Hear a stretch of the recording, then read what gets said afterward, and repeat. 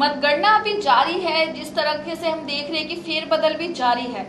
मेरे साथ है मेरे सहयोगी वीके जी, उनसे मैं जानना चाहूंगी, जो दिल्ली की हम बात करें तो दिल्ली में 7 सीटों पर जो चुनाव है, कहीं बीजेपी के पक्ष में जाता दिख रहा है तो कहीं ना कहीं कांग्रेस की भी 1 सीट आती दिख रही है। तो इसके लिए आप क्या कहेंगे? शिवानी जी, बहुत दिलचस्प मोड़ है ये मतगणना का, जबकि देश की राजधानी दिल्ली का जो मतदाता है वो अपना रुख स्पष्ट करता नजर आ रहा है।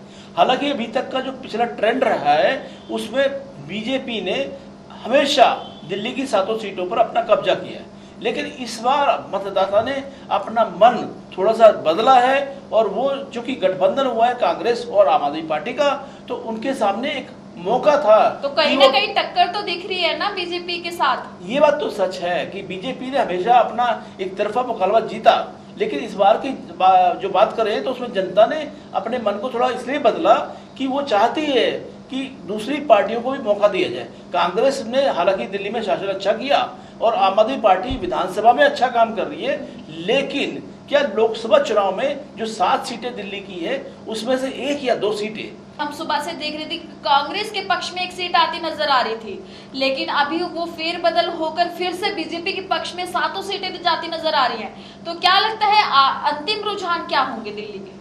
उम्मीद तो यही की जा सकती है कि जो जनता है वो उसको अधिकार है अपने मतदान के हिसाब से अपने उम्मीदवार को चुनने का, और उसी में जो रुझान अभी तक नजर आ रहे हैं और जो हमने पूरे मतदान के दौरान में दिल्ली का दौरा किया था उसमें तस्वीर नजर आई थी कि नई दिल्ली की सीट, हालांकि हम बात करें कि सुषमा स्वराज की जो लड़की बांसुरी स्वराज जी, उनका सिर्फ नाम ही है लेकिन काम अभी तक जनता के सामने नहीं है। उसमें सोमनाथ भारती जी ने बड़े बड़े दावे किए हुए, उन्हीं की सीट से हैं कि अगर इंडिया अलायंस की सरकार नहीं बनती तो अपने बाल कटवा देंगे। तो इन पर क्या कहेंगे आप? उन दावों का एक अच्छा खासा मैसेज भी है।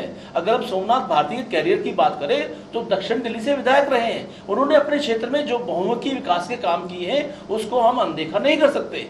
उस रूप में अगर कामों की बात की जाएगी, विकास की बात की जाएगी तो सोमनाथ भारती का पलड़ा भारी है।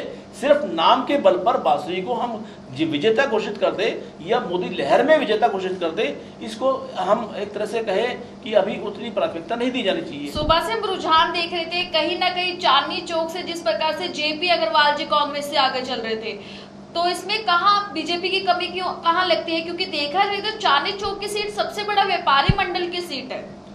आपने सच कहा कि जो चांदनी चौक की जो सीट है उसमें व्यापारी वर्ग ज़्यादा रहता है, और ऐसे में हमेशा से बीजेपी का जो वहाँ पर एक कहे कि वर्द हस्त रहा है और लोग उसको प्यार देते रहे हैं।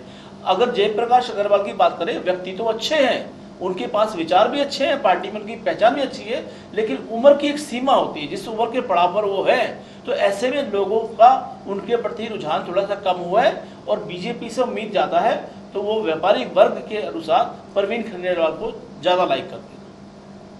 इसी प्रकार हमारे साथ बने रहिए, मतगणना भी जारी है, हम आपको अपनी स्क्रीन पे लगातार अपडेट से जारी करते रहेंगे।